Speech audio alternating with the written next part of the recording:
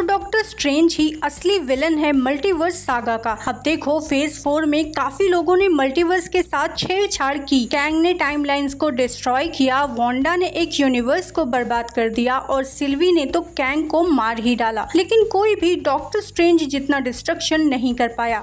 सिर्फ फेज 4 में ही doctor strange के 3 वेरिएंट्स ने 4 इनकर्जन्स कॉज किए। इसलिए मिस्टर फैंटास्टिक ने जब बोला कि मल्टीवर्स के लिए सबसे बड़ा खतरा डॉक्टर स्ट्रेंज है तो वो बिल्कुल सही था। रुको पूरा वीडियो देखो, तब तुम भी मुझसे एग्री करोगे कि स्ट्रेंज कितनी बड़ी प्रॉब्लम है और कैसे सीक्रेट वॉर्स के इवेंट्स को शायद वही स्टार्ट करेगा।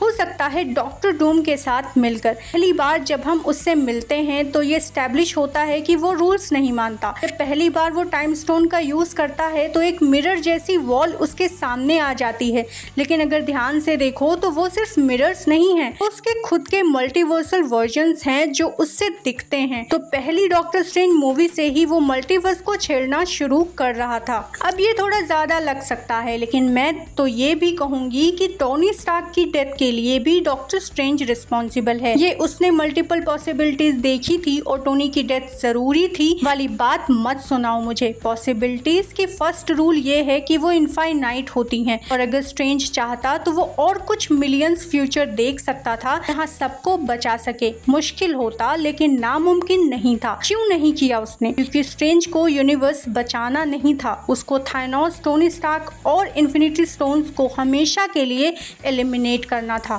सोचो, टोनी स्टार्क जितना हीरो था उतना ही रेकलेस भी। उसने जितनी प्रॉब्लम्स सॉल्व की उससे ज़्यादा क्रिएट कर दी और एक बार तो ऑलमोस्ट ह्यूमैनिटी को भी ख़त्म कर दिया था। अवेंजर्स को फेस करने वाली हर बड़ी थ्रेट टोनी के एक्शन से जुड़ी थी। अगर टोनी जिंदा रहता और उसके पास टाइम ट्रैवल टेक्नोलॉजी होती तो वो पास्ट और फ्यूचर दोनों को रुइन कर सकता था, चाहे वो जानबूझकर करता या नहीं। स्ट्रेंज ने शायद ये सब पहले ही देख लिया था और थानोस और इन्फिनिटी स्टोन के साथ भी वही बात थी। स्ट्रेंज नहीं चाहता था कि कोई या कुछ उससे ज्यादा पावरफुल उसके रास्ते में आए। उसने तो एक फ्यूचर तक देखा जहां थॉर और हल्क दोनों को बस मजाक बना दिया गया, जबकि वो दोनों सबसे पावरफुल हीरोज होने चाहिए थे। अब स्पाइडरमैन नो वे होम पे आते हैं। सारी मल्टीवर्सल चीज़ें, आंट मे की डेथ, पीटर पार्कर को दुनिया का भूल जाना, all of this could have been avoided अगर स्ट्रेंज वो स्पेल नहीं करता।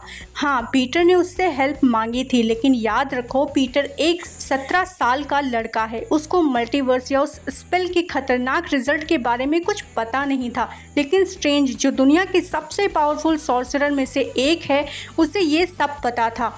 उसमें लिटरली अपनी पहली मूवी में डोरमामू के साथ सेम चीज़ें की थी और अगर उसे याद नहीं था तो वोंग ने उससे क्लियरली वार्न किया था कि स्पेल बहुत डेंजरस है।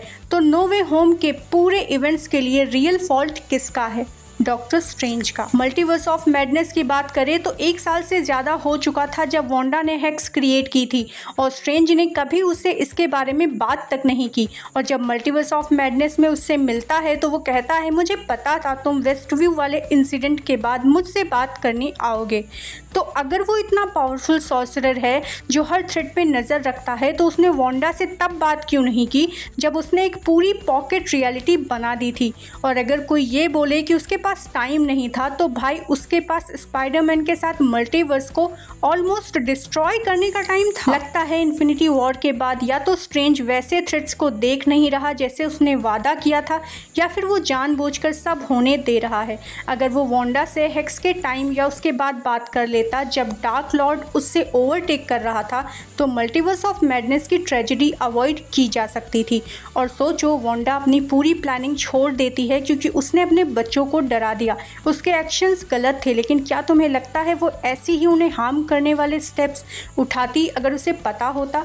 स्ट्रेंज के पास परफेक्ट अपॉर्चुनिटी थी उससे ये सब समझाने की, लेकिन उसने नहीं किया। अब मल्टीवर्स ऑफ मैडनेस में स्ट्रेंज के काम को देखो हमें 4 वर्जन्स दिखते हैं, अपना strange, defender strange, illuminati strange और सिनिस्टर स्ट्रेंज।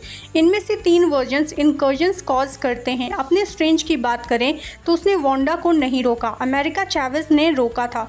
उसने इल्यूमिनाटी को यूनिवर्स खत्म होने दिया और अपनी ड्रीम वॉकिंग से मेन यूनिवर्स को भी डेंजर में डाल दिया। आखिर में वांडा खुद को मार देती है और डॉक होल्ड को डिस्ट्रॉय कर देती है अपनी गलती रियलाइज करके।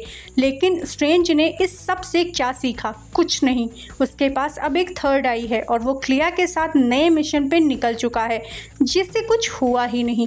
एक यूनिवर्स डिस्ट्रॉय हो गया, एक औरत मर गई, लेकिन स्ट्रेंज बस स्माइल कर रहा है और आगे बढ़ रहा है। और इसी वजह से स्ट्रेंज हमेशा रूल्स तोड़ता रहेगा क्योंकि प्राइस उसे नहीं दूसरे लोगों को चुकानी पड़ती है। इसलिए लगता है कि सीक्रेट वॉर्स के दौरान स्ट्रेंज और डॉक्टर डूम साथ होंगे जब बाकी हीरोज अपने यूनिवर्स के लिए लड़ेंगे और हारेंगे, जैसे कॉमिक्स में हुआ था। स्ट्रेंज और डूम नए मल्टीवर्स को क्रिएट करेंगे, लेकिन ये बस प्रूव करता है कि स्ट्रेंज ही रियल विलन है मल्टीवर्स सागा का। वो शायद अपने यूनिवर्स को भी डिस्ट्रॉय कर देगा और फिर भी स्माइल करेगा। व्हाट इफ से लेकर मल्टीवर्स ऑफ मैडनेस तक जितने भी स्ट्रेंज वर्जन्स हमने देखे, सबने अपनी सेल्फिश रीजंस के लिए सबकी ज़िंदगी बर्बाद की, लेकिन अब तक किसी ने भी अपने एक्शंस के कॉन्सिक्वेंसेस को नहीं माना। स्ट्रेंज एक एविल विलन नहीं है, लेकिन वो एक विलन है जो ये भी नहीं जानता कि वो विलन है, क्योंकि वो वही चीज़ें फिक्स करता है जो उसने खुद खराब की होती हैं। और शायद उसने टोनी स्टार्क की डेथ और थॉर और हल्क की डाउनफॉल को भी प्लान किया था। कंपटीशन को एलिमिनेट कर दिया और अब भी उसे लगता होगा कि उसने कुछ अच्छा किया है। सो आज के लिए बस इतना ही। मिलते हैं नेक्स्ट वीडियो में। Thank you for watching. Stay tuned for more.